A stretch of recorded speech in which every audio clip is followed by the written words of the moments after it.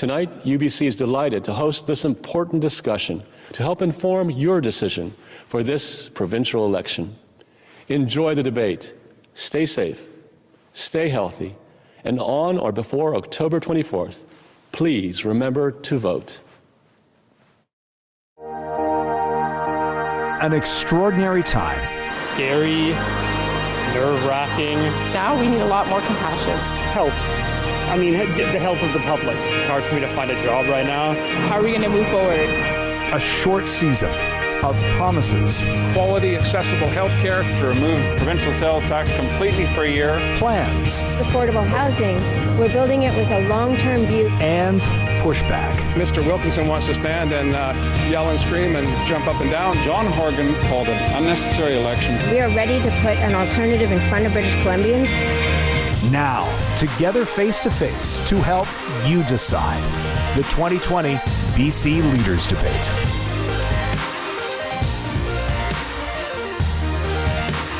Good evening, BC. We're coming to you from the Chan Centre at the University of British Columbia for the only televised Leaders Debate of 2020.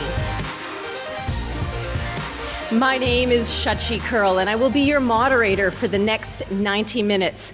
With me, the leaders of our major political parties, Andrew Wilkinson of the BC Liberals, Sonia Furstenau of the Greens, and John Horgan of the NDP. Welcome.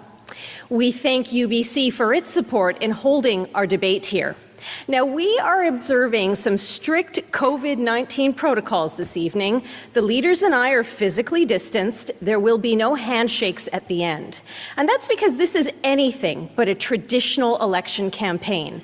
There are estimates that almost half of the BC electorate could vote by mail. We hope our debate is a critical opportunity for you to assess the leaders and their party platforms. The leaders tonight have agreed to tonight's format and rules of order. Let me say, these are not suggestions, these are not guidelines, they are rules, and we will enforce them with a countdown clock visible to all leaders. Our debate format and main themes have been determined by the Broadcast Consortium, which represents BC's major broadcasters. Leaders will answer questions developed by the province's top political journalists and observers. These questions have not been shared in advance, though the leaders are aware of the general themes. You'll also see the leaders debate one-on-one in segments in which they've chosen to question each other on one of our themes. There will be plenty of opportunity for free two-way debate. Of the main themes, pandemic recovery will cover the economy, health, and long-term care. Cost of living will contain questions on housing, childcare, and transit. Environment, resource policy, and climate targets will be next, followed by social issues, racism and inclusion, homelessness, and the opioid crisis. Now, to the leaders, a personal appeal. I know your strategists and your supporters want you to win tonight. We want the real winners to be the voters of BC. And we know you can achieve this with a respectful debate that everyone can hear and understand. Please answer the questions you're asked. I don't want to interrupt you, but I will if I have to. And with that, it's time to debate. The leaders' speaking order was decided by a draw. The first question on pandemic recovery goes to Liberal leader Andrew Wilkinson. Mr. Wilkinson, you've called this election unnecessary, but if now is not the time for a vote because we're in a pandemic, why is it the time for a change in government? You have 1 minute. Thank you, Sachi, and thank you to everybody who's watching tonight. British Columbia desperately needs a plan to lay out our economic future. We heard today from a major accounting firm that half of British Columbia households expect someone to lose their job this year.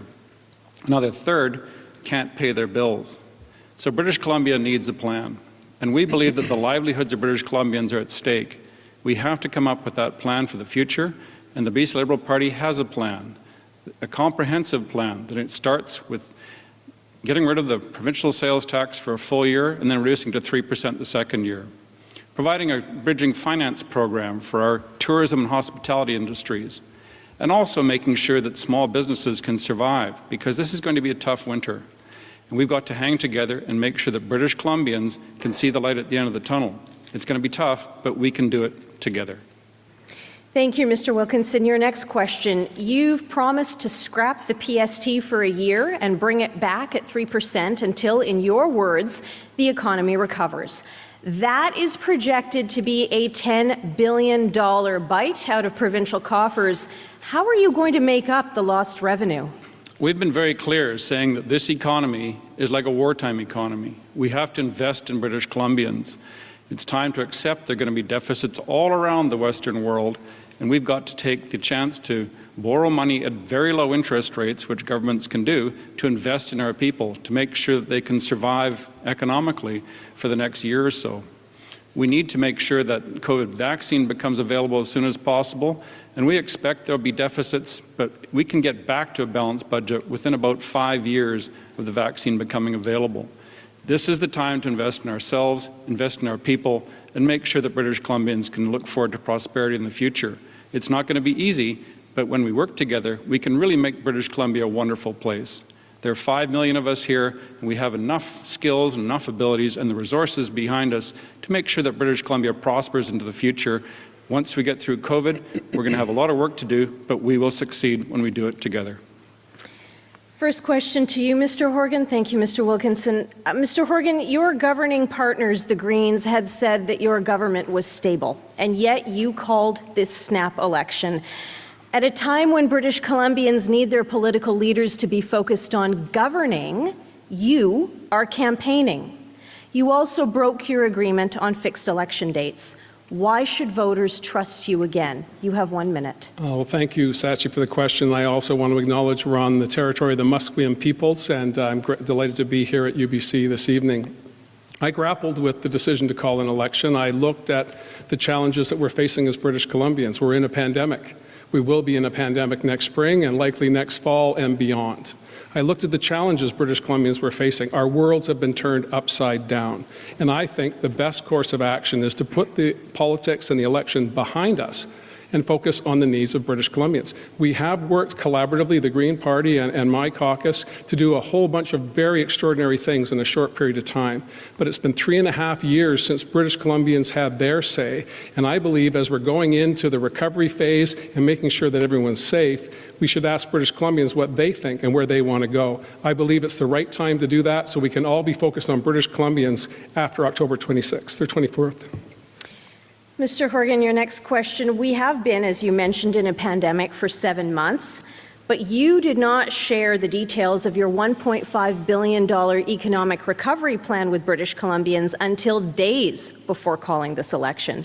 Why did you wait?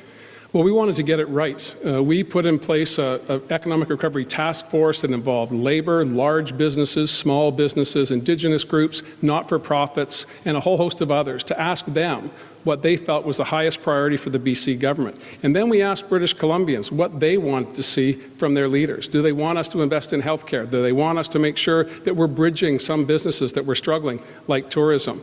And it took some time to get the views of the people that matter most in British Columbia, the people of BC. And then we passed every single piece of money through the legislature together and then had Treasury Board confirm that this was an appropriate expenditure of BC resources. $6 billion between budgets is quite extraordinary. It's never happened before in living memory. I think we did it right. We got the right balance. And once the money was in place and started to go out the door to businesses, to communities, and to individuals, I felt it was time to ask BC where they wanted to go and who they wanted to lead them. Thank you. Ms. Furstenau, your first question. BC's economic recovery is in part driven by large fossil fuel projects such as LNG and Trans Mountain, projects that many of your supporters oppose. In a governing coalition with either of the other parties, will you support these projects to protect the jobs that they provide? Thank you, Sachi, and I also want to acknowledge we are on Musqueam territory tonight. I'm delighted to be here, and I will say this, we have to invest now into the future that we want. If we are propping up a dying fossil fuel industry with taxpayer money, what we're going to get are more emergencies down the road. We were choking on the fires, on the smoke from the fires from Western United States for weeks on end. There is no doubt that we are in a climate emergency right now. And the last thing that we need from governments is to be doubling down on investing and propping up and subsidizing to the tune of $6 billion this industry that puts our future, our lands, our children at peril. And I say that we can put that money, we can invest into a clean energy future that will create jobs and opportunities in every part of this province. Your next question, Ms. Furstenau. Your party platform calls for an unprecedented transformation to a carbon-neutral economy in 25 years. Now, that is a massive change, and you're calling for the work to begin immediately. There are so many BC sectors, including small business and tourism, that are struggling to survive a pandemic right now. Is right now the right time for this work to begin? You have a minute. Thank you. Right now is the time for us to be supporting those small businesses, to be getting the grant money out to the tourism operators who are wondering if they're going to make it through this winter. Right now, we should be doing that, not standing on this stage, not in an election campaign. But we also have to be aware that every choice we make right now determines our future. And for so many decades, governments have known in this province, across Canada, and around the world that we need to transform our economy. It's not a matter of making a choice. It's a matter of responsibility that we have to future generations, to our own children, who are looking to us, gathering in the streets, 100,000 youth in Vancouver gathering to listen to Greta Thunberg tell us the adults haven't lived up to their end of the deal. We need the adults to start living up to that end of the deal. Every investment needs to ensure that it addresses the needs right now and builds the future we owe to our children. Thank you, Ms. Furstenau. It is now time for the same question to all of the leaders. As per the draw, we're starting again with you, Ms. Furstenau, then Mr. Wilkinson, then Mr. Horgan. More than 150 British Columbians have died of COVID-19 while living in long-term care. Their deaths revealed many vulnerabilities in the way this province looks after its aged, including the role of private for-profit facilities. My question to each of you, is there a place for private for-profit care in the care of our seniors? First, Ms. Furstenau, and you have 1 minute. Right now, there are many private for-profit care homes in BC, although we've seen some pretty significant problems where the province had to take over the operation of some of those homes with Retirement Concept. What we are proposing is to recognize that any private for-profit care home that is getting government funding, that we know exactly how they're spending that money, that there is complete transparency and accountability, that is going towards care hours for seniors, because what we've seen is that they under-deliver in care hours. What we need to move to is a not-for-profit care home system, long-term care system in British Columbia, because seniors are not a commodity. Seniors are people that deserve our dignity and respect and care, and we want to ensure that not-for-profit, cooperative care homes are the future for this province. Thank you. Mr. Wilkinson. Well, thanks for the question, and my medical background is very helpful in this, and I've worked in long-term care facilities as a doctor. And the issue is, how do you keep the standards up? Who owns the concrete building is much less important than the care provided at the bedside. And that's why we have said it's time to invest $1 billion over 5 years into building private rooms for everybody who wants them in long-term care facilities. We've also said that the safest and most secure place for seniors is to have them in their own home as long as possible. So we're saying it's time to put forward a tax credit system that supports seniors living in the right place, usually their own home to start with, in the comfort and security of their home, which is the safest place to be during a pandemic, and have them able to get a credit for home care, for housekeeping services, for house repairs, so that seniors can live in dignity as long as they want to in their own home, and then move into a properly regulated care facility with the standards of care that I expect. Mr. Horgan. Thank you. I believe the balance in British Columbia needs to be right. Not-for-profit, run by those others that are run by the health authorities across BC, and there's a place for for-profit care. The issue is, where are we going to find the people? When we came to government, 9 in 10 care homes in British Columbia did not have the staff to meet the basic minimum standards that the former government had set for care in a day. 9 out of 10.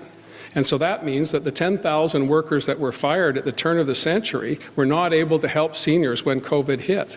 So we did 2 things. Firstly, we put in place a single site rule so that workers who were struggling to make ends meet by working in multiple locations would focus on just one. We stopped contract flipping, which is something Sonia and I talked about earlier in the year, about making sure that we were not having for-profit companies flipping contracts and driving down wages and forcing people to work in more facilities. The solution is more workers. We're going to hire 7,000 to care for our seniors. Thank you. And now it is time for the leaders to take a turn debating pandemic recovery.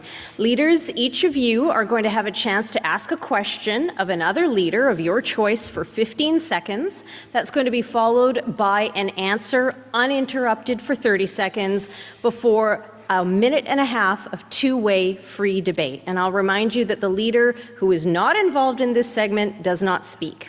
Once again, the order was chosen for questioning by a draw, and the first question to another leader goes to Mr. Wilkinson. To you, sir. Thanks, Shachi. We heard last Thursday that 1/4 of the businesses in British Columbia expect to close forever within 12 months. There was an emergency relief package that all 3 parties voted in support of, but this election has blocked it. John, why would you block that package being sent out? That package is out right now, Andrew, and you know that. The tax breaks that were part of our package, the relief on GST or PST rather, for business that are investing in machinery and equipment to retain workers is going out the door in the middle of September. The tax credit for those businesses also went out the door. The programs for small businesses have criteria. They're in place. The grant applications are in play. People are asking for those grant applications. They're filling them out. Public servants, not politicians, will make the decision, and those dollars will flow as quickly as possible. And I think you know that every other province in Canada rolled out their emergency relief package in June or July. You dragged it out until 3 days before the election because you thought it would serve your interests. How can we trust you to look after our small businesses and our issues in British Columbia when you did this for purely self-serving reasons so that you could have an election to try to secure your employment for the next 4 years? What about the 150,000 people working in tourism who have no revenue this year? They looked for relief now, and what you did was effectively block it by saying you'd have a consultation process we talked that to would British go on for Columbians, the rest Andrew. of the year. Mr. Wilkinson, let Mr. Horgan respond. We talked to British Columbians, Andrew, which is what I think leaders are supposed to do. There's a litany of examples of where BC Liberals decided that they knew best, and we've been patching those holes since we were sworn in as government. The Greens and I worked together to patch many of those holes, but there's much more work to do. Of the $6 billion between budgets that we approved, $3.5 billion of it went out the door in March. The last bit was in consultation with British Columbians and businesses who wanted to know where to go. The tourism sector said, give us an advisory committee. We put it in place, and they'll decide where that money's spent. Well, exactly. There was an advisory committee on the emergency relief package. They put out their reports in July, and you stalled and stalled, and now those tourism operators have nothing until next year because you chose to leave them out in the breeze. We put in place, that's not leadership, John. That's self-interest. And your Mr. Wilkinson, let Mr. Horgan respond. We put in place opportunities for grants. You wanted to give them lines of credit. When you don't have any money, asking to borrow more is not the right answer. We're putting grants in place. It's the right way to go, and that's what tourism asked for. All right, and that is time. Mr. Horgan, now you have a turn to ask a question. You've chosen to ask a question of Mr. Wilkinson. I have. Ms. Furstenau, you will not be involved in this segment of the debate. Mr. Horgan, to you, 15 seconds for your question. Thank you. And it goes back to health care and long-term care. 9 out of 10 care homes not having a sufficient staff to do the job. The BC Liberals put a big hole in the budget in 2001 by giving tax breaks to the wealthiest, firing 10,000 people. Looking back on that now, was that the right choice to make? You know, when I became involved in the BC Civil Service in 2001, the health budget was $8 billion. It's now $23 billion, and that growth happened under the BC Liberals. We built 14 hospitals, whereas in their 13 years in office out of the last 30, the NDP have built no hospitals at all. Nonsense. We're devoted to health care, and I, as a physician, am completely devoted to the idea of having high-quality health care for everyone in British Columbia, and I'll never be ashamed to say so.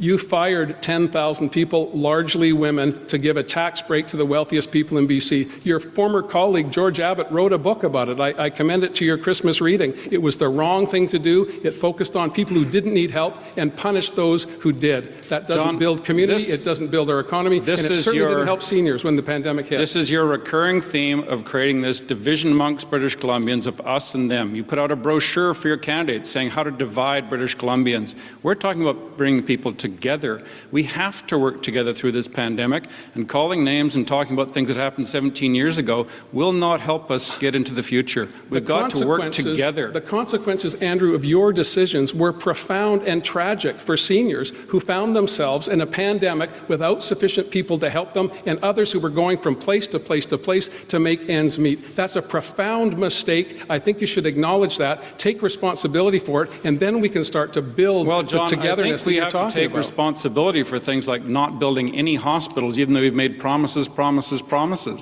You've said the South Surrey Hospital would open multiple times. Nothing's ever happened. You sold the land, man. We bought the land to build the hospital, and you sold it. Nothing's ever happened. You sold it. Mr. Horgan. The NDP have not built a single hospital in their 13 years in power of the last 30. We built 14, and we're proud of it because we invest in healthcare. We had to catch up with the NDP failure in the medical school. You shrank it from 160 to 120 places. We grew it to 288. Gentlemen, that is time. It is now time for Ms. Furstenau to ask her question. Your question, I understand, is going to Mr. Horgan. It's yours. Thank you, Shachi. And to Mr. Horgan, to John, I will say, you know, you've thrown us into this unnecessary election. You've put people into a place of unease at a time when we're facing this global pandemic. And you're campaigning in different ridings, indicating that infrastructure that you have promised could be at risk with the outcome of this election. I don't think it's a time to put more fear into people's hearts when we need to be assuring them that we're here for them. Ms. Furstenau, that's your time. Thank you. Well, thank you, Sonia, for the question. And I did grapple with the decision to call the election, but I did so because I believe we need to put the politics behind us. What we're seeing this evening is opportunities for British Columbians to hear from myself, Sonia, and Andrew on what their vision is for British Columbia. How are they going to solve the challenges we face because of COVID-19? None of us anticipated this. We didn't think about it in 2017, 2018, or 2019. We didn't think about it in February when we tabled our balanced budget. We only thought about it in March when it hit us right in the face. We need leadership now, not for a few months, but for the next few years. It's astonishing to hear you say that you needed to put politics behind us by putting us into politics front and center in a campaign election when we didn't need it. And what we had in the legislature, what British Columbians were counting on and so grateful for, was we actually put a scientist out in front. We put politics behind us. All three parties indicated and acted on ensuring that we were putting people first. We were putting the needs that people had to have met in a global pandemic first. That's what we should be doing right now. That's what we're not doing. We're here on the stage debating things when we should be in the legislature making sure people are getting what they need. It's never a bad idea to ask British Columbians where they want to go and who they want to lead them. It is a bad idea when you break an agreement and you break the legislation. It was 3.5 years since the last election. That is an eternity with COVID-19. We need to make sure that British Columbians understand that we are going to stop this on the 24th of October and dedicate every ounce of our energy to making sure they're safe, making sure they're secure, and their families get through this. That's what we need to do. Us talking about how we get there is a good thing, not a bad thing. Asking British Columbians to choose is not a bad thing. What British Columbians need to understand is that you're willing to break your word, you're willing to break agreements, and you're willing to break legislation that you yourself passed in the legislature in order to put the interests of your party, in order to seek that power and that majority that you so want for obedience in the legislature. It's not about us, it's about British Columbians. It's about British Columbians. They deserve to have that support. That's time, Mr. Horgan. We're moving on, and thank you all. We are now moving on to the next set of questions about the cost of living, housing affordability, childcare, and transportation. First up to you, Mr. Horgan, the first question. Your government introduced a number of measures to make housing more affordable, but according to Statistics Canada, British Columbians and more than 1 in 7 BC households continue to live in a place that is considered unsuitable, inadequate, or unaffordable. What other tools do you have to help and support people struggling with housing affordability in this province? You have 1 minute, sir. Thank you very much. Well, the challenges of housing have been enormous. In 2017, it was the #1 issue on everyone's minds, particularly those who live in the Lower Mainland, where they saw the average house price in Vancouver go up by $600,000 over 2 years, because the focus of the former government was on speculation and money laundering, not on people, not on roofs over their head, not on affordability. We brought in a host of measures, again, working with the Green Caucus to make life more affordable. We've seen the curve drop down on the cost of housing. It's still unacceptably high in metropolitan areas, but in the rest of British Columbia, we're building not-for-profit housing. We're focusing on co-ops again. We're making sure that renters get a bit of a break. We give homeowner grants to people who are fortunate enough to own a home. We should give renters a break as well. That's what we've been focusing on, bringing costs down for people in the whole continuum of housing that they're looking for. It's not just houses in Shaughnessy, it's houses all over BC. And we need to make sure that everyone has an opportunity to have the dignity of a roof over their head. All right, now let's focus, Mr. Horgan, again to you on one of your signature promises, and that's $10 a day daycare. Childcare advocates say so far the vast majority of eligible families are not able to access this benefit. Your own timeline called for $10 a day childcare province-wide by 2027. Can you still deliver on this? I'm confident that we can. We wanted to bring forward $10 a day childcare. Our colleagues in the legislature would not support that. So we put in place pilots. We put in place a fee reduction so that British Columbians were not paying as much. And it's been transformative for families. Countless people talk to me about how they now have money in their pocket. Their children are in secure, stable, affordable, accessible childcare spaces, and we can and must do more. The pandemic showed us graphically the need to make sure that children are safe while parents are out working. Not just frontline workers during the pandemic, but right across the board. Access to childcare has been a problem. It was ignored by the previous government. We've made it our priority. We worked with our colleagues to make the best of a bad situation. We wanted to go with $10 a day all in. We didn't have that support. That's why we're putting it in front of British Columbians again, this campaign, to let them know that we believe that $10 a day is achievable and it's something that we need to strive for, and we can get it done in the next 7 years. Thank you. Ms. Furstenau, to you. The BC Greens are promising free care for children younger than 3 and free early childhood education for 3 and 4-year-olds. Now, you've not provided costing for this. How do you propose to pay for these programs? You have 1 minute. Thank you, Shachi. And just to set the record clear on what John is saying here, of course we worked with them to bring child care and early childhood education. There is a long record of documents that shows that.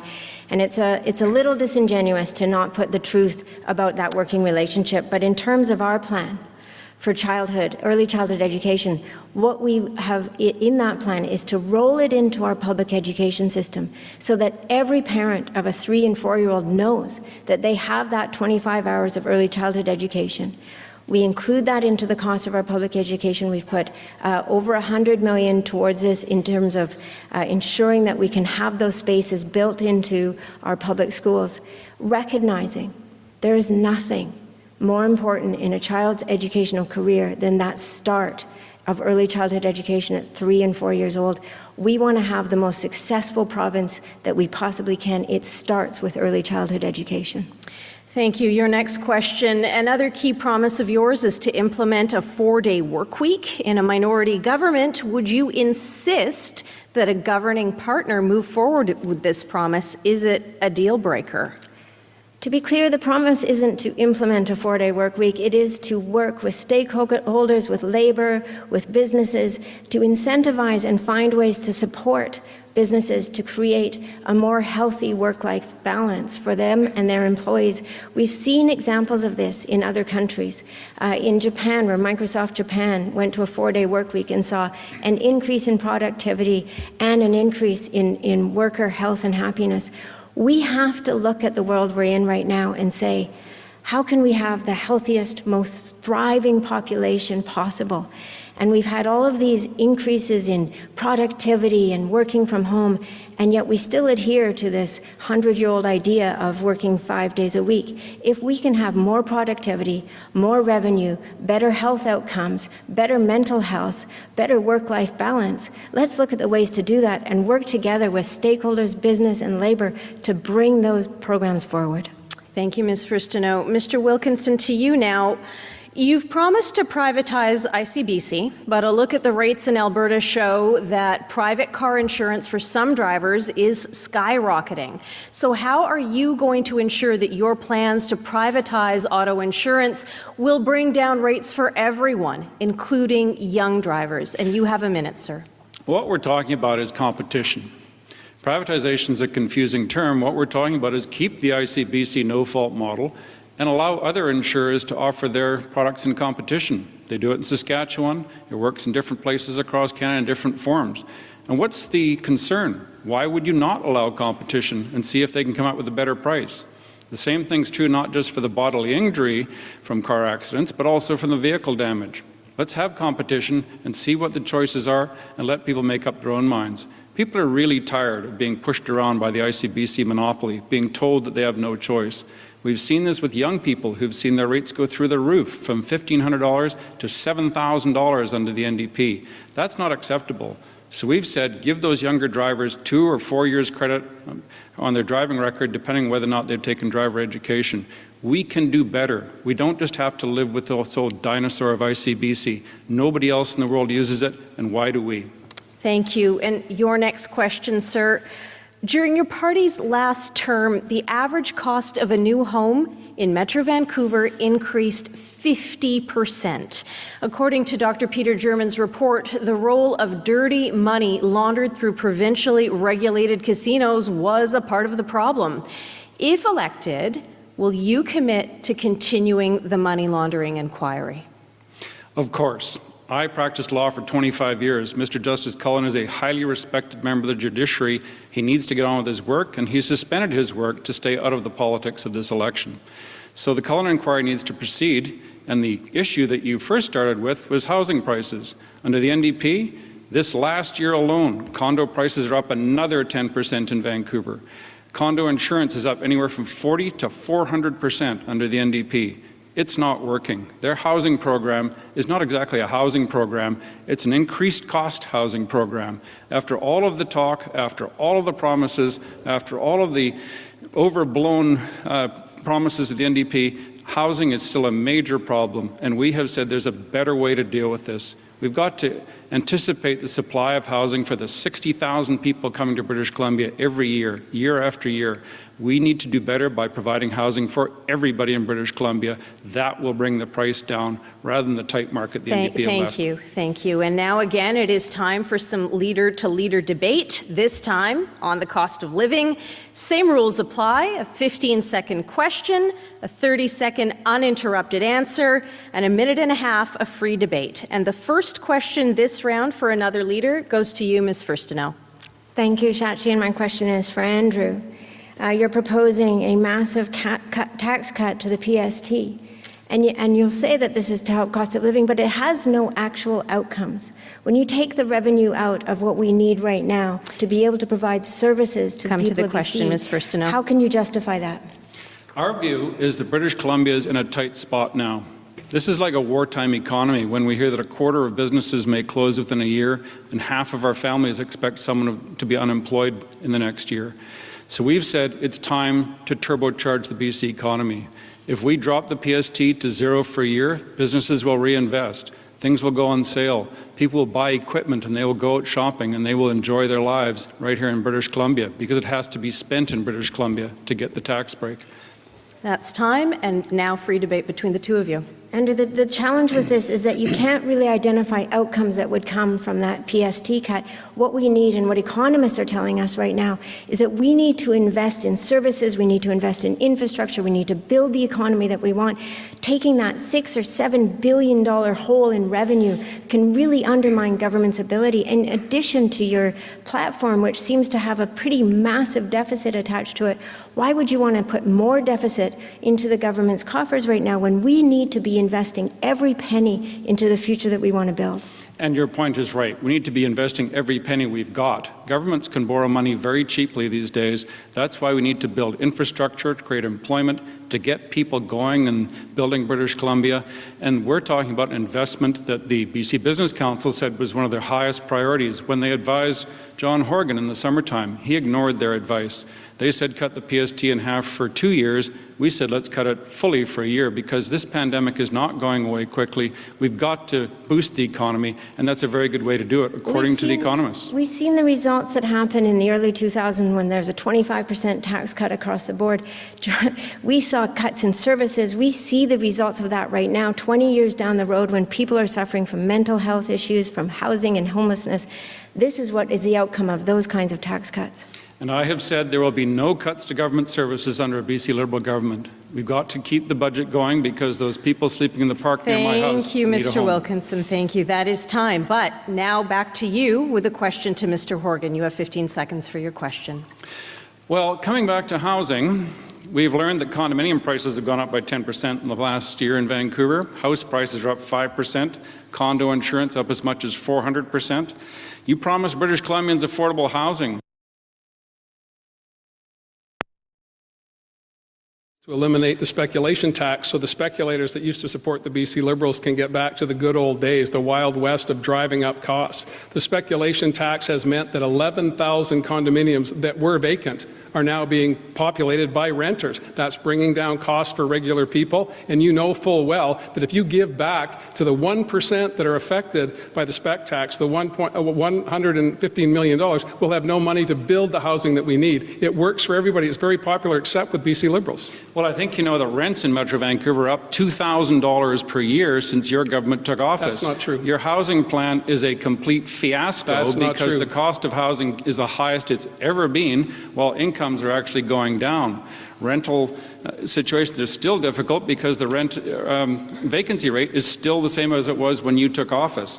We've got a big problem here, Mr. Horgan, because your housing policy has produced no results whatsoever. Again, and we Andrew, say it's time to increase the supply of housing. You got to get out of your neighborhood. The chance to you get got to ahead. get out of your neighborhood and talk to people, my friend. It's working for lots and lots of people. AJ, who was living in a tent in Maple Ridge, is now living in a house. He's no longer using drugs. He has a job, and he gets to watch football on a Sunday afternoon. We take that stuff for granted, but when you don't have a house and one is provided for you, it changes your life. That's what our policies are doing. You want to go back to let the speculators drive up. We'll make a lot of one-bedroom condominiums in downtown Vancouver and leave everybody else to fend for themselves. Housing belongs to everyone in every corner of BC, and that's what we're focused on. If we want to talk about your record on homelessness, we'll get into that shortly, and it's pretty appalling, Mr. Horgan. Man. What we're talking about here is people who are trying to look for a place to live for the long term. Renters can't find anything. The rents have gone up under your watch. And similarly, the cost of housing, someone interested in buying, it's almost like you didn't think the world existed before 2017. I know the truth hurts, 17 John, years. You have to admit the truth. And that's time. That's it. Now to Mr. Horgan with a question for Ms. Furstenau. Thank you. Sonia, you sided with the BC Liberals and did not support us doing away with tolls in the Lower Mainland. You tried to block, in fact, you did block a hydro bill this summer that would have brought down hydro rates for people, and you do not support our COVID benefit of $1,000. If we're not going to help people with affordability in the pandemic, when would we? Well, it's interesting, the COVID benefit of $1,000. I think that, John, you brought that out as a campaign promise, not something that was ever in the legislature. The tolls on the bridges, the BC Hydro decisions, these are like short-term decisions. We need to be making long-term decisions in this province that get us to a place of resiliency, that recognize that we have to have ways of getting people around, mobility that doesn't rely on single passenger vehicles. We saw an uptick in traffic after those tolls were taken off, and you used it as an excuse to go ahead with Site C because of the deficit that it created in the budget. We eliminated the tolls, and that took pressure off the other congestion points in the Lower Mainland and allowed people to use modern infrastructure that they shouldn't have to pay for, just like other infrastructure in British Columbia. It's built for all of us. It should be out of our tax base. That's That's our position. That's our value. With respect to short-term solutions for people who are struggling, of course that's what we need to do, especially in a pandemic. And driving down hydro rates is a way to do that. Under the BC Liberals, it was an instant teller machine. They just kept pulling money out. Let's talk about the impact that Site C is going to have on hydro rates in the future. And let's recognize that you're also talking about undermining the resiliency and the local energy production of First Nations. They had invested their money in the past. This was a bill that was going to wipe out their economic interests. Every single project that was approved went ahead. Every single project. Ms. Furstenau, to Mr. Horgan. Continue. Billions of dollars in surplus energy because of the choices of the BC Liberals with private power production is why we're in the mess we're in. Every Indigenous program that was on the books is going ahead. We put a stop to just giving money to developers so that we could focus on core competency at hydro and bringing costs down for people. That's what we need to do. John, I'm not sure who you were talking to, but that was certainly not what we were hearing from First Nations and Indigenous communities around the province or from Union of BC Indian Chiefs or First Nations Leadership Council. This was your first chance to do a bill with the lens of UNDRIP, and you didn't do it. Every project was by Indigenous people was approved and going forward. We are moving on. We're out of time, I'm afraid, and we're going to now move on in this vein to the environment, resource policy, and climate targets. We're going to start with a question to each of you, on which each of you will answer consecutively according to draw, beginning with the Greens, then the Liberals, then the NDP. You will each have 1 minute. So beginning with you, Ms. Furstenau, do you believe that reconciliation with First Nations requires a province to fully consider Indigenous opposition to resource developments in their territories, even if it means the project will never be built? You have 1 minute. Thank you. And when we passed the Declaration on Rights of Indigenous Peoples Act, it was to start a new relationship, a new chapter of reconciliation in this province. That chapter is going to be very long. We have to keep working towards more and more reconciliation, recognizing that decisions have been made about First Nations peoples and their territories for hundreds of years in this country, not taking into account the impacts it has on them or on their well-being. We have unbelievable and unacceptable rates of poverty amongst First Nations and Indigenous peoples, and we have to work in a government-to-government relationship to ensure that we are investing in a future that is sustainable and healthy for all of them, as well as a future that is sustainable and healthy for every British Columbian. It can't just be words, it has to be action. It can't be the same old of say one thing and do another. Thank you, and to you, Mr. Wilkinson. Well, I think we've got a bright future in British Columbia if we engage all of the people in all the decisions. It's very important to be able to move ahead with natural resource projects, and those get reconciled by negotiation. And in so many circumstances, we have First Nations who are very, very keen on resource development in their communities as a chance to get ahead. We have to have the right resource benefits agreements, we have to have the right resource income sharing agreements in place, and we have to work with First Nations whenever possible. Sometimes conflicts arise because of linear projects that go through many different territories. The right place to resolve those is in the courts. It's the orderly, peaceful way to do things, because blockades simply don't work. It just gets in everyone's way and causes tension and unhappiness. We have to look at a British Columbia where everybody's invested in our future so they all can benefit, whether it's from solar power, whether it's from wind power, whether it's from liquid natural gas. Indigenous-led projects are going to be part of the future for British Columbia, and John Horgan did his best to cancel them. That's time. Thank you. Thank you, Mr. Wilkinson. And now to you, Mr. Horgan. 1 minute to answer. Would you like a repeat of the question? No, I got it. I'm good. Thanks, Sachi. I am very proud to have been the Premier that introduced the UN Declaration on the Rights of Indigenous People in our legislature. I'm equally proud that my two colleagues on the stage tonight unanimously supported it. We did that, as Sonia said, to try and erase a stain of 150 years of colonialism on land that the Supreme Court of Canada has said is rights and title existing for nations right across this province. The Musqueam territory we're on today is unceded. The challenges of keeping our economy going when we're just starting to reconcile after 150 years of occupation is daunting. But I agree with Andrew, this will shock everybody, but I agree with him that we need to make sure that everyone dials into the projects that need to go forward. It is not all one size for everybody. The tall tan in the Northwest can't wait for economic activity. Other communities are more reluctant to do that. Cooperation, collaboration, and dialogue with everyone will bring prosperity to Indigenous and non-Indigenous peoples alike. I'm proud of what the three of us did on that occasion, and I think we can do more together. Thank you, Mr. Horgan. And coming back to you now on an individual question. Your government has called ICBC a dumpster fire for the BC Liberals. Is the Site C Dam project your dumpster fire? The project is billions of dollars over budget. BC Hydro has reported serious structural issues with construction and has offered no clear fix. Will you go ahead with this project? You have a minute, sir. Well, thank you. It wasn't my project. I didn't start it. The BC Liberals did. The former Premier, her only motivation was not to build clean energy for British Columbia, not to attach it to a climate action plan, but get it past the point of no return. It was the most difficult decision we had to make as a government in the first few weeks of our time in office. We brought in experts on both sides of the issue. We grappled with it and made the determination that $4 billion was already spent, and we felt that taxpayers shouldn't absorb that when we could have clean, green energy into the future. So we proceeded with the project.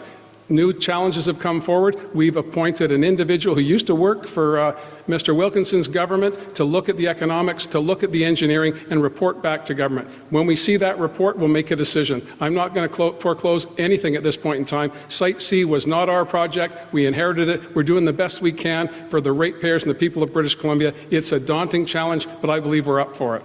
Next question to you, sir, and let's talk about something that has happened on your watch, and that's your government allowing the continued export of raw logs, the ongoing construction of the Trans Mountain Pipeline, LNG, and again, Site C.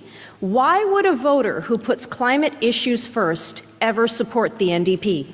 Well, certainly the Kinder Morgan project is not a project that we supported. We went all the way to the Supreme Court to try and block it. We did everything in our power, used all the tools in our toolbox. The federal government intervened, bought the project, and is proceeding with it. The former government tied the hands of our government, and our colleagues in the Green Caucus were of one mind on how we went forward on Kinder Morgan, or now Trans Mountain. LNG is something I've always supported, provided it sits within our economic framework as well as our climate action plan. I believe LNG Canada in Kitimat is going to create thousands and thousands of jobs, the largest private sector investment in BC history. Indigenous people are fully dialed in to make some benefits for their communities and create some wealth that will be spread throughout the North and throughout British Columbia. I believe it's a good project. It fits within our plan, and I'm very proud of it. All right. To you, Ms. Furstenau. You've promised a carbon-neutral province by 2045. You've said you'll end oil and gas subsidies and put the money into retraining workers for employment in a green economy. But frankly, there are a lot of people who are worried about being left behind. What do you say to them? You have 1 minute. We can't leave people behind in the transition of our economy, but we can't leave young people behind by not transitioning the economy.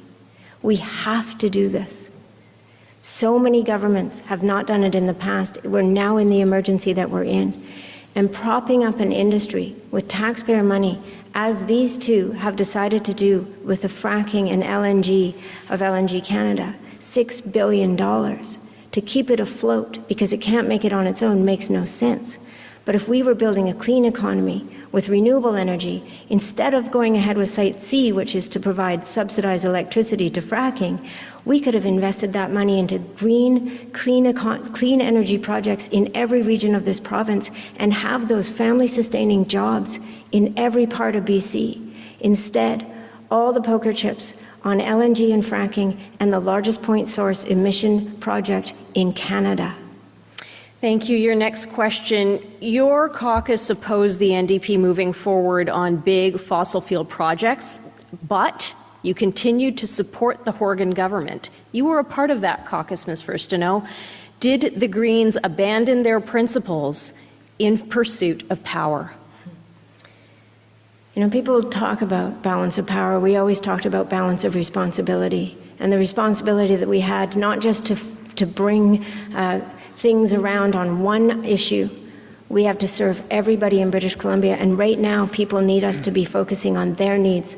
This is the hardest winter that people and businesses, tourism operators are going to face, and we should be serving them. That is the approach that we took these last 3.5 years. Yes, We should not be moving forward with these projects. We voted against the LNG tax bill 14 times. It was Andrew and the BC Liberals that collaborated with the NDP to pass that bill, not us. We voted against it.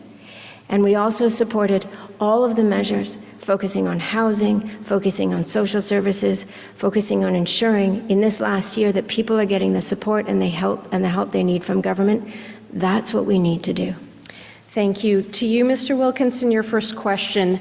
The BC Liberals under Gordon Campbell made history by implementing a carbon tax. The BC Liberals under Christy Clark froze long-planned increases to that tax. If elected, what will your BC Liberals do with a currently scheduled 10% increase to this tax? You have 1 minute. The carbon tax was brought in as an innovative measure to address climate change.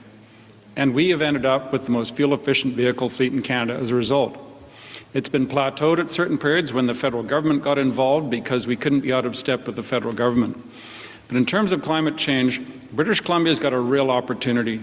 In spite of John Horgan wanting to import dirty American power and shut down Aboriginal-operated power projects in British Columbia this summer, which was voted against by the other two parties and never went anywhere, we've said we can make British Columbia a clean energy powerhouse once again. We can do wind and solar.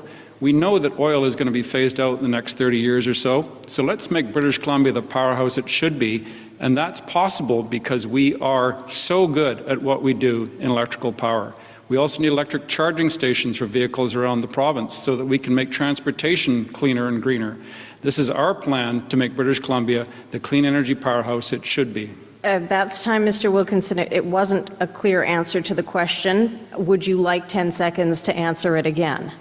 The carbon tax has to be in synchronization with the federal carbon program. We all know that, and it will move ahead incrementally in concert with the federal government. All right. You have said, if elected, that you would stop Trans Mountain protesters who are protesting the pipeline.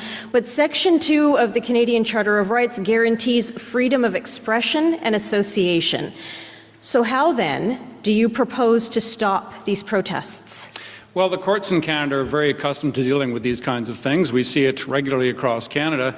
And what we have to do is say that these disputes have to be resolved in the courts, not by blocking railway tracks, not by blocking the West Coast Express and leaving 5,000 people stranded so they can't get home for dinner and pick up their kids from daycare. We need an orderly way of dealing with these things. Protest is completely legitimate, but the courts have made it very clear that protest has to be within reasonable limits, and their tolerance can be tested at times where they will actually impose criminal contempt charges upon these individuals. It's fair enough to protest. It's a very valid thing, and here on this university campus it happens all the time. But it's got to be respectful. It cannot be destructive, it cannot be disrespectful, and it needs to be resolved in the courts, not on the railway tracks of British Columbia. Thank you. And now it is time for leader-to-leader debate, this time on the environment. So to remind everyone, it's a 15-second question, 30 seconds of uninterrupted answers, followed by a minute and a half of free debate. Now, the first direct question to another leader in this round goes to Mr. Horgan. I understand you have a question for Mr. Wilkinson. I do. Andrew Weaver and the Green Caucus and I worked on the most progressive climate action plan in North America. Clean BC is leading the way everywhere on this continent. You stopped caring about climate change about 2011. What can you say to British Columbians about whether you would pick up where Sonia and I left off? Well, let's be clear. Clean BC is a bit of a sham. Greenhouse gases have gone up regularly each year under the NDP. Nothing has been accomplished. And at the same time, the Clean BC plan doesn't even have funding allocated to it for 25% of the targets. So your Clean BC plan is a giant hot air balloon with not much in it, Mr. Horgan. We have to have a real plan that will actually work with the federal government to make sure we're addressing climate change. And that's why I say British Columbia should be a clean energy powerhouse so we can electrify our transportation. Clean BC is a continent-leading plan that the Greens and the NDP worked on together. It is trend-setting for the rest of Canada. Mr. Wilkinson's plan about being an energy powerhouse involves making sure that developer friends got power purchase agreements to drive up costs for hydro users. That's not a plan to create a clean economy. That's a plan to create money for speculators and your wealthy friends. We need a plan that works for everybody.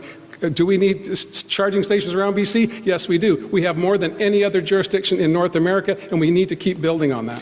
John, you need to tell the truth. We're in a pandemic.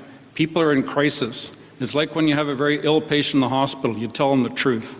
And when you say that Clean BC is continent leading, it's a sham. Nonsense. We all know it's a sham. Nonsense. Greenhouse gas emissions have gone up every year on your watch, and the plan isn't even properly funded. So we need to do something real in British Columbia, not do the blame game that John Horgan constantly plays, looking for a snake under every rock. There's always someone to blame.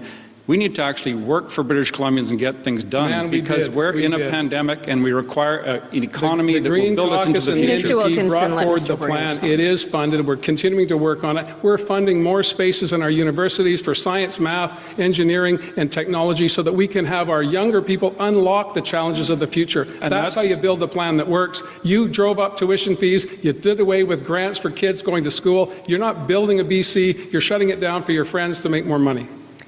Ms. Furstenau, you now have a question to Mr. Horgan.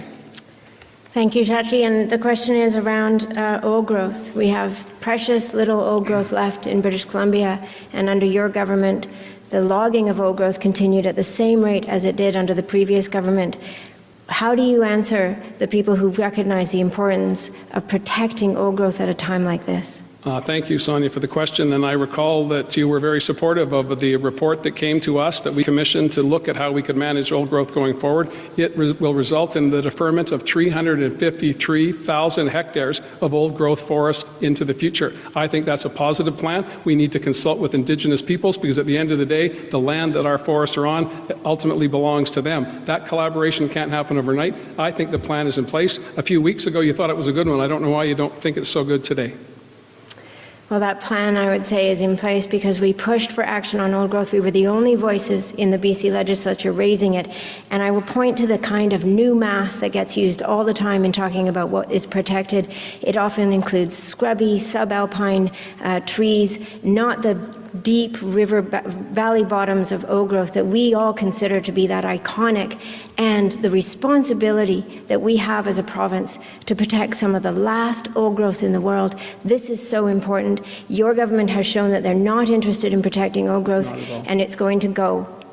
I just disagree with you, Sonia. We put in place experts to come back and tell us where we should go, and we're implementing that plan. That's what responsible governments do. I live on Vancouver Island just like you. My constituency includes some of the most spectacular old growth in the province, as does yours. I understand the value of that to British Columbians long term, and that's why we've got a plan in place that involves Indigenous peoples, industry, workers, and people who are passionate about the environment. That's how you make progress. We've been doing that for 3.5 years. I believe we can continue to do that into the future. I believe we could be doing that right now, actually. We didn't need to be in this election.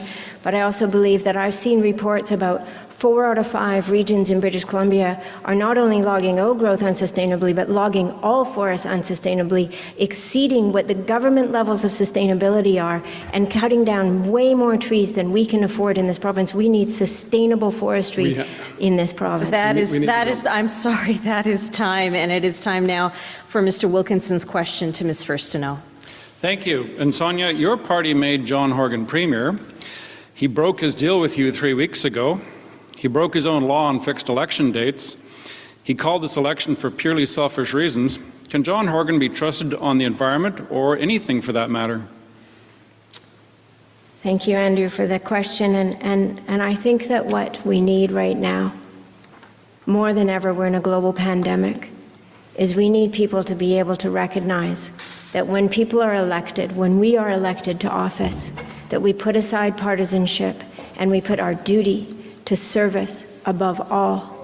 And this is what we've been doing in the legislature. We haven't agreed on everything, but we have put that service in front of everything else.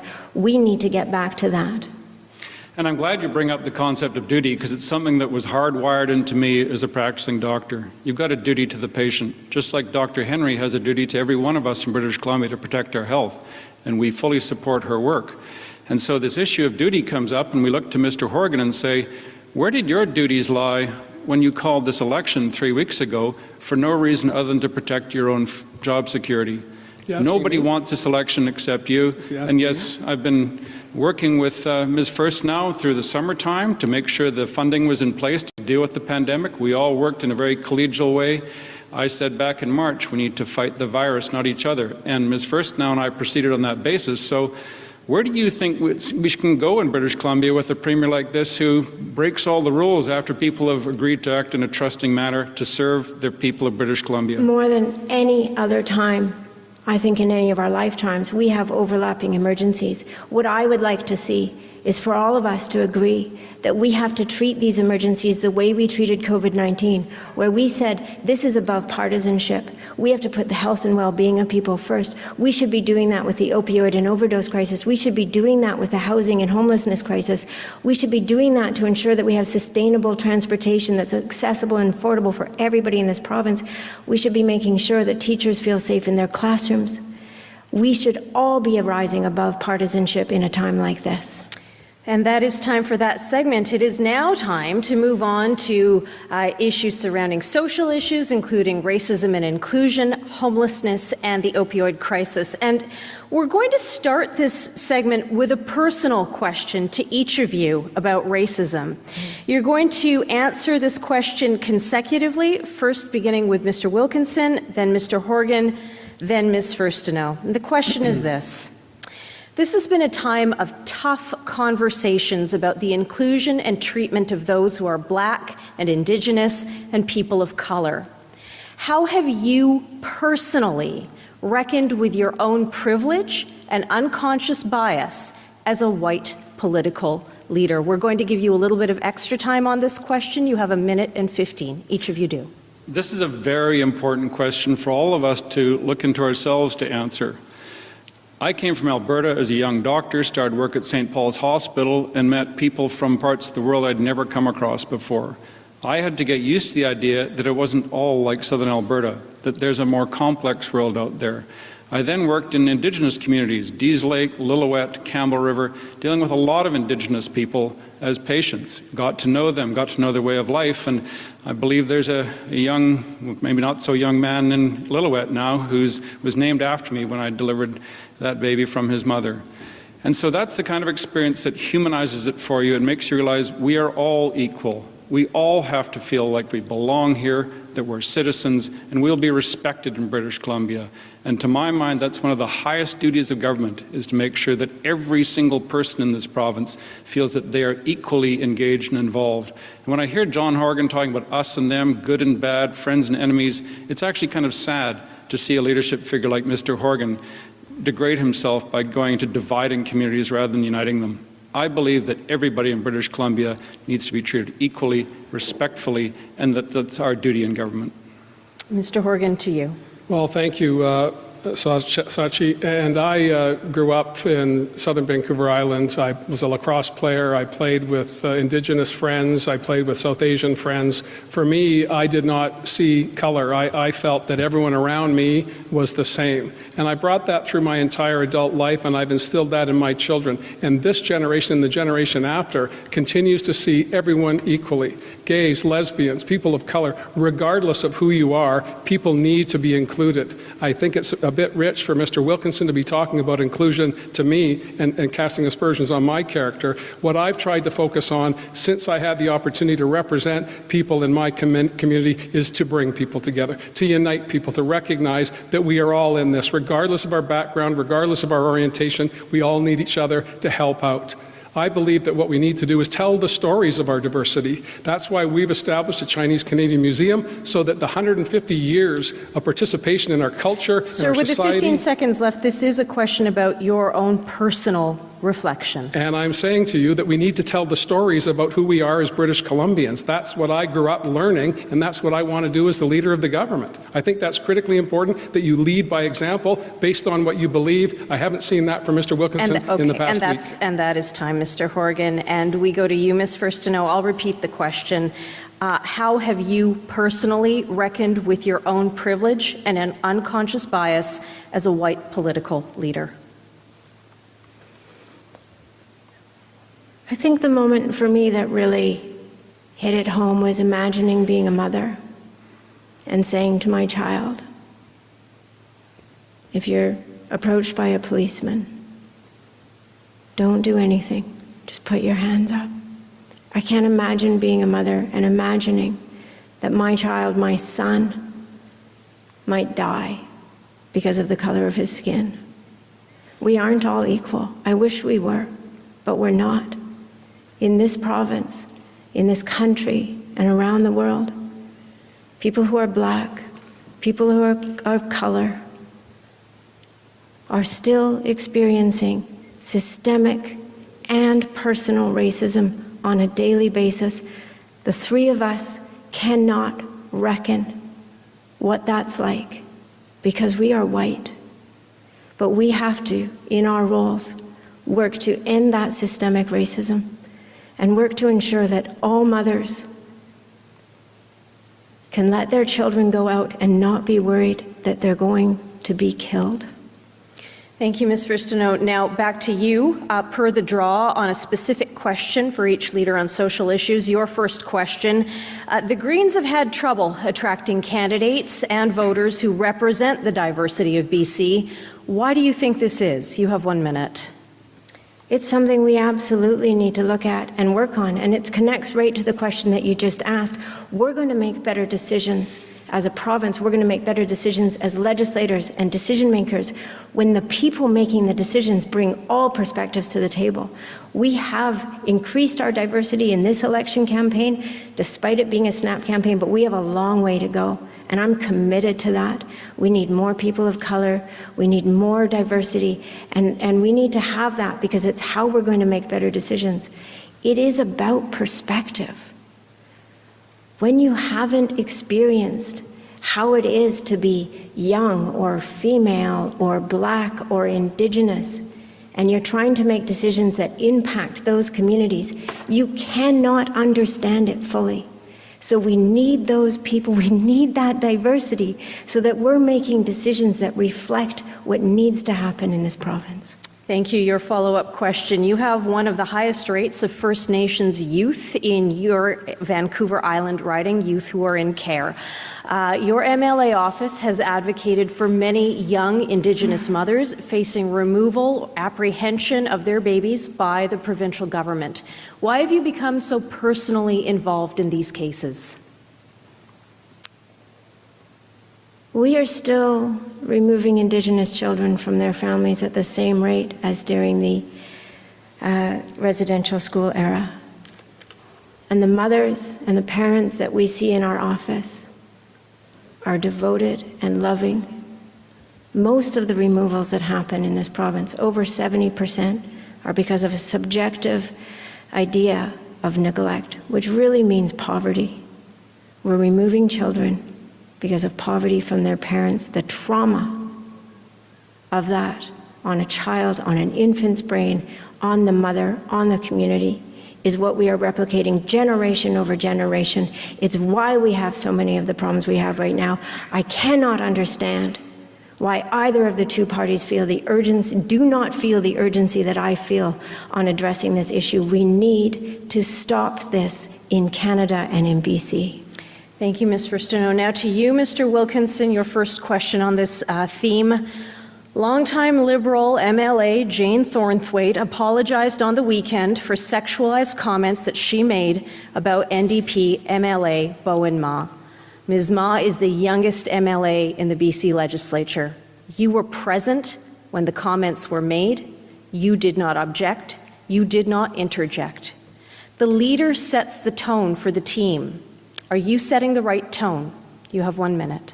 That very unfortunate event was the subject of a lot of controversy this weekend, and I apologized on Sunday morning to Bowen Ma, the MLA involved, and Jane Thornthwaite has also apologized. I went out this morning in front of the media and also said that what happened was completely unacceptable, an exceptionally poor taste, and it was sexism with one female MLA commenting on another female MLA.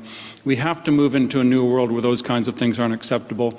I didn't speak up at the time because it was a roast for an 87-year-old MLA who was retiring. But I think everyone in the call realized that it was totally inappropriate and it was really unacceptable. In retrospect, it would have been better if I went out on the call or immediately after the call and corrected the behavior of Jane Thornthwaite. But we thought it's time to move forward. I've offered to speak directly with Bowen Ma, the MLA involved, and express my apologies to her directly for not intervening and stopping the comments of Ms. Thornthwaite. Thank you. Your next question, Mr. Wilkinson. Last year, you called life for renters in British Columbia wacky, fun, and part of growing up and getting better. This year, you characterized victims of domestic violence as people who are in a tough marriage. Mr. Wilkinson, are you out of touch with struggling and vulnerable people? Well, I've had a life of struggling myself, from coming to Canada as an immigrant with very little money, moving through the school system, delivering papers to earn any pocket money, paying my own way through university. So I like to think I have some insight into what it's like to be a renter, since I did it for 18 years, going from one place to the next. I was referring to my own experience, which was messy. Moving 17 times in 18 years is very difficult. And on the issue of domestic violence, this has to be one of our highest priorities in our society, to make sure that women feel safe, that we have transition houses for them when necessary, that we're supporting their needs. And that's one of the reasons why we're supporting a very strong $10 a day daycare system for any family with an income less than $65,000, so that women, especially single women, can have guaranteed access to daycare, so that they can get out in the workforce, move ahead in their lives, and have the autonomy that comes with having reliable daycare at an affordable price and the opportunity to be in the workforce. That's critical to who we are and where we need to go. Thank you, Mr. Wilkinson. To you, Mr. Horgan, now your first question on this theme. Across BC, tent cities are becoming semi-permanent fixtures. What are you going to do to help people living in those tents and address the impacts on BC communities? You also have 1 minute. Thank you. We were the first government in Canada to put in place a standalone Minister of Mental Health and Addictions. We brought forward modular housing, thousands of units to help people get out of tents and into homes. I mentioned AJ earlier on as a beacon, an example of how you can transform someone's life who's riddled with addictions and has significant challenges by giving them a home and giving them the services that they need. Making sure that we have social workers, psychologists, and other healthcare professionals there for people to make that transition out of the tent into a home and back into the community. These are daunting challenges. They didn't happen overnight, and they won't be resolved overnight, but we need to make a commitment each and every day. That's why having someone at the cabinet table that is only focused on those issues makes a transformative difference in the lives of individuals. Is it a challenge? Yes, it is. We have much more work to do. Thank you, Mr. Horgan. Your next question. 5,000 people have died since the opioid crisis was declared a public health emergency in 2016. Dr. Bonnie Henry has long called for nurses to be able to prescribe pharmaceuticals as an alternative to toxic street drugs. And yet, it took until this pandemic for you to adopt her recommendations. Why so long? We have been working with Dr. Henry, and her advice on the pandemic has been, on the opioid crisis has been stellar. We have worked on prescription alternatives to dirty street drugs. The pandemic has created a bigger problem. We had seen a decline in deaths from overdoses over time. They started to spike up again because of the pandemic. We had borders closed, so the toxic street drugs got worse. That's why we accelerated prescription alternatives. Mr. Wilkinson made some useful suggestions this summer during debate. We're hoping to incorporate that if we get the blessing of the people of BC to form another government. These challenges are profound, and we need to make sure that we're all working on it together. But it starts by making sure that all orders of government, federal, provincial, and municipal, understand that these are our brothers, our sisters, our neighbors, our co-workers who are struggling with addictions. They need our help, not our contempt. We need to focus on lifting them up and giving them the tools they need to recover. That's why we've tripled treatment beds since we came to government, particularly for young people. Thank you, Mr. Horgan. Now, leaders, it's your turn to debate on social issues. This round, we're making a little change. You will have 15 seconds for the question, 30 seconds for an uninterrupted answer, and then 2 minutes and 15 seconds for free debate. As per the draw, Mr. Wilkinson begins with a question to John Horgan. One of your cabinet ministers said recently that permanent tent cities are the right approach. Do you agree that having permanent tent cities is acceptable in Canada, and especially in British Columbia, Mr. Horgan? I believe that the homelessness crisis grew by 30% between 2014 and 2017. It's been growing steadily, about a 1% a year since then. Profound challenges that need our attention and our focus. I believe that we need to look at all of the options available to us. We've been purchasing hotels, moving people into them, and making sure that they have services while they're there. These are disruptive events in people's lives. It's not easy to find yourself without a home and without a house. We need to make sure we give them our compassion, not our contempt. Well, and that same cabinet minister referred to your rundown motels policy by saying you can't scoop people out of a park and put them in a rundown hotel and expect it to succeed. It's designed to fail. And yet that's what you persist in doing. We see it spilling onto the streets of Maple Ridge and Victoria and Vancouver, increasing street disorder, sadly increasing crime because the criminals are preying upon these people. I have said let's treat the causes and prevent the harm. And is there something in the way of treating people with schizophrenia? You treat them with a tent or a rundown motel. Why aren't we treating these mental illnesses? Brain injuries don't get treated with a tent or a rundown motel. So, Mr. Horgan, I'd challenge you by saying that your policy has been a colossal failure and it's causing street disorder in towns all over British Columbia that nobody sees any end to until we have an implemented program like I've talked about of getting psychiatric nurses working with the police and increasing the number of police officers to fill the 200 vacancies that you left, so that we now have crime rates rapidly rising in Vancouver, Maple Ridge, and Victoria. Mr. Wilkinson, let him respond. I'm curious, Andrew, that as if this just started a couple of weeks ago for you, this has been a challenge in British Columbia for decades. The downtown east side is infamous around North America. We've been working diligently, as I suspect you were as well, to address these issues. We're looking at using the Riverview lands because the people of Coquitlam say we want this to be a haven, a sanctuary for people struggling with mental health, addictions, and other issues. That's how you create solutions, working with communities. Other communities like Vancouver and Victoria are looking at solutions that meet their needs. The province's responsibility is to make sure the resources are there for those communities and those people. We need to build up a system that was torn down over many decades, not over many weeks. And these things need to be judged by their results. And we see the results on the streets of Kelowna, the streets of Kamloops, the streets of Vancouver and Victoria. It's not working, Mr. Horgan. So when do you stop stop pursuing a dead end? When do you stop hitting your head against the wall and do something constructive to treat the causes, to prevent the harm? You need to help people. You don't give them responsibility. Let Mr. Horgan respond. You don't have solutions, Andrew. If you had them, you would have implemented them in the 16 years that you had. The problem got worse, not better on your watch. I think it's rich for you to throw this back at Sonia and I, who for the past, for the past 3.5 years, we've been working together to solve these challenges. All right, that's time for this segment. Now, Mr. Horgan with a question to Ms. Furstenau. Yes, well, Sonia, I want to ask you about the challenges of accessing health care services in British Columbia. We've been building hospitals. We've been putting in place urgent primary care centres. We're going to hire another 7,000 workers to go into home care and long-term care. What solutions does the Green Party have to address the challenges of finding health care in British Columbia? It's an absolutely essential question to be asking, particularly in a time like this when we recognize how important the health and well-being of people are in this province. We support the move towards more primary health care, as well as ensuring that every community has family doctors. Every person in this province should have that family care. We've also suggested in our platform that we incorporate mental health care as part of primary health care so that people can access mental health care without having the barrier of it being unaffordable. You have time to debate, sir. Yeah, well, and as the questions have demonstrated tonight, we come back to health care all the time here in British Columbia and in Canada because it separates us from our neighbours to the south. Public health care is fundamental to who we are as Canadians, and we need to make sure we're training enough people. Your platform talks about it. Our platform talks about a new medical centre in Surrey to train doctors, nurse practitioners, and other health care providers to make up for the deficit that built over the 16 years the BC Liberals were on the watch. It was your deficit, doctors. We need to make sure that we're not bringing back medical services premiums for these delivery of free services that are part of our citizenship. And I'm glad that we agree on this, Sonia. I'm comforted that we can continue to go forward over the next number of years to make sure that British Columbians get the services they deserve. Well, I'm glad we agree on it, and we agree on many things. We don't agree on everything.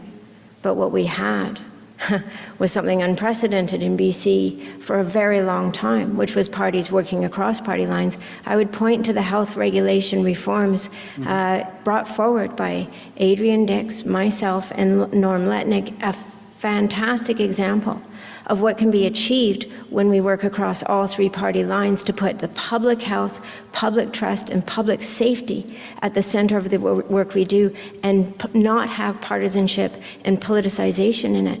We should have been doing more of that. We had another year to continue doing that, and we could have been bringing forward all manner of excellent programs and services for British Columbians. The challenges are not for the next few months, but for the next few years. And I believe that we need to put the politics behind us. You're absolutely right. I think we all agree on that. But I think people at home have seen tonight that there are profound differences between the three of us and our approach to British Columbians and how we want to make sure they're safe through this pandemic and that they can grow and prosper in the future. Having choices is what elections are about. Asking people what they think is never a bad idea. I'm glad we're here tonight talking about these important issues, and I think British Columbians are as well. Oh, I think British Columbians want to know that once we're elected, we put aside our partisanship and we be the people that they elect us to be, which is putting our service to them first. Thank you. And finally, Ms. Furstenau, you have a question to Mr. Horgan. Thank you, John. When you called the election, it ended the review of the Police Act, which was looking at systemic racism. Do you think your government has done enough to address systemic racism in British Columbia?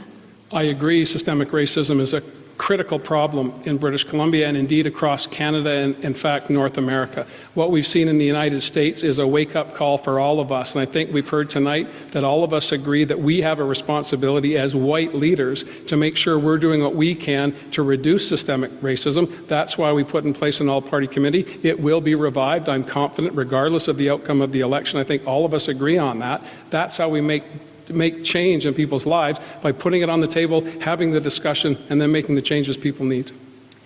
I think it's interesting, you were approached by the Black community to pass as a province the UN Declaration on the Decade of People of African Descent in 2017, and there was no progress made on that. Having made that declaration, had you passed that as a province, it would have actually brought services, funding, and benefits to the Black community in BC. I also look to the impacts that so many government policies have on Indigenous communities in this province, and the lack of urgency to recognize the systemic racism that exists in the relationship between the provincial government and Indigenous people in this province. We passed UNDRIP, and yet in the first session that we had after that, we did not see your government apply the lens that it was supposed to be applied with that piece of legislation. And we heard from First Nations and Indigenous people that they were not treated as equals in government-to-government relationships. That is not correct, Sonia. We agreed, all of us, to put in place a work plan, and that work is underway, has been underway,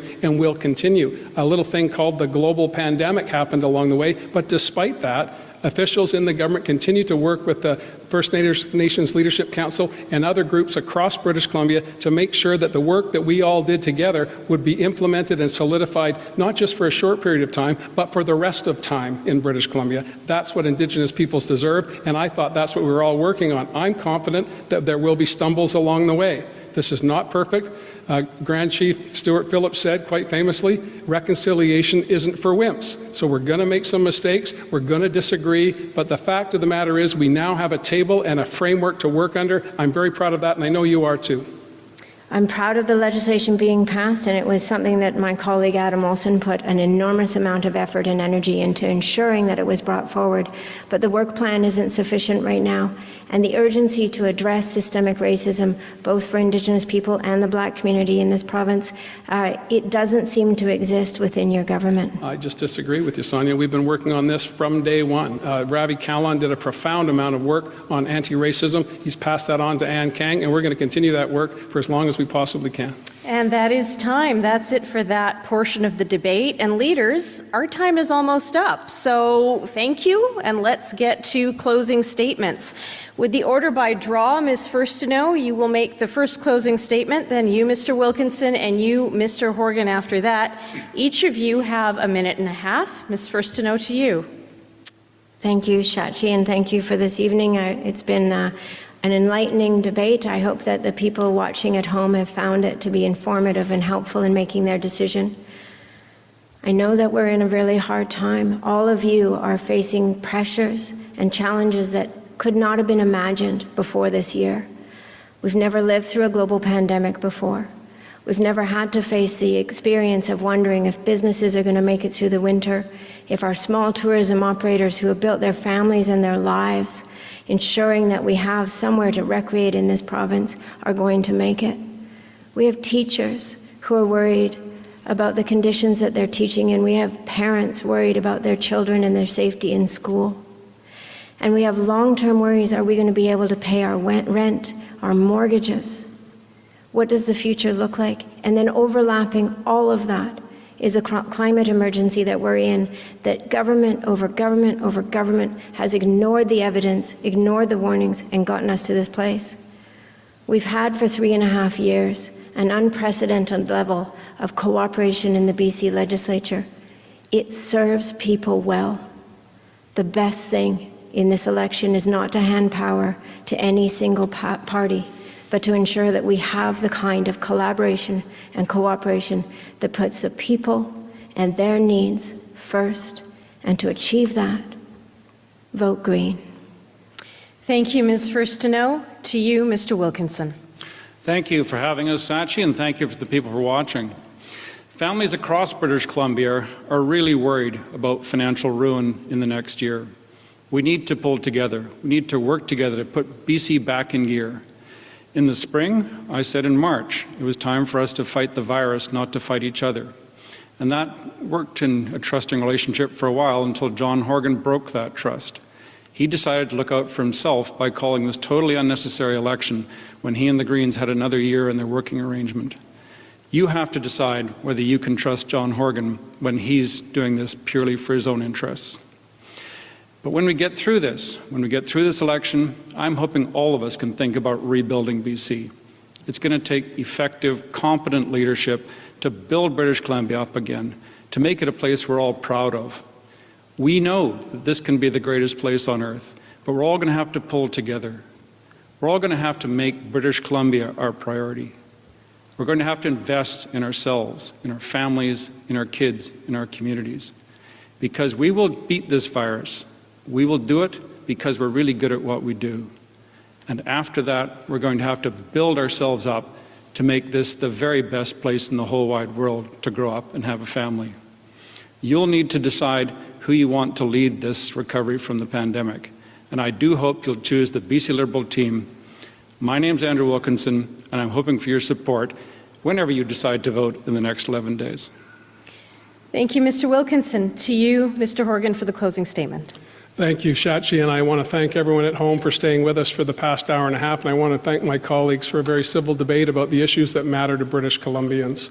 No one thought in March that we would find ourselves in the midst of a global pandemic. There was no plan in place other than emergency preparedness activities that kicked in right away, and in BC, we're doing the right thing. We're working, following the guidance of Dr. Bonnie Henry, to make sure that everyone can be safe. And we've learned over the past number of months that even though we can't be together, we can still be there for each other. This election is not about the next few months, but about the next few years. And the question is quite clear. Who do you want to lead you, and where do you want to go? I believe that Mr. Wilkinson's plan is focused on making sure that there are rich get the biggest benefits, with $3 billion in tax breaks that you'll pay for with cuts to services that your family depend upon. I believe the job of Premier is to work for you. I believe that we have a plan in place that will do just that will make sure that we get out of this pandemic together, that we keep your loved ones safe, healthy, and secure. The plan will work because it's focused on you and investing in education, childcare, investing in health care, seniors care, all across the province. And also, to make affordability a little bit better, a $1,000 COVID benefit so you can get by the next number of months. The climate-leading plan that makes North America envy what we've been able to accomplish here in British Columbia. On the 24th of October, I hope you'll support the NDP candidate in your community. Thank you very much for the evening. Leaders, thank you. Thank you for a respectful debate. Y'all get a cookie. Nice work. We're going to come back in a moment, but before we leave you, do stay with us. Those of you at home, we have a quick word now on how to vote in a pandemic. This is an unprecedented election. It's estimated almost half of BC's 2 million voters plan to do so by mail. If you haven't requested your vote by mail package yet, please do so as soon as possible, because your ballot must be received by 8 p.m. on October 24th to be counted. The recommended deadline to mail your vote is October 17th, but if you are going to vote by mail after that, you can drop your ballot off at advanced polling stations, district electoral offices, or Service BC locations. Please check the Elections BC website for details. If you plan to vote in person, advance polls are open October 15th to the 21st. Check your voting card or elections.bc.ca for the polling station closest to you. COVID-19 safety protocols are in place at all polling stations. These include physical distancing, capacity limits based on the size of the location, elections officials wearing PPE, hand sanitizing stations, and frequent cleaning of those voting stations. So vote by mail as soon as possible, or vote in advance polls, or vote in person. But above all, make sure you vote. And that is it for tonight, British Columbia. And for those of you watching in points beyond, we do hope that this debate has helped you get to know the leaders, the parties, the platforms. And again, we thank the leaders for a respectful debate tonight. We especially hope that it has served you well in deciding how to vote. Thank you. I'm Shachi Kurl. On behalf of my colleagues in the BC Broadcasting Consortium, good night.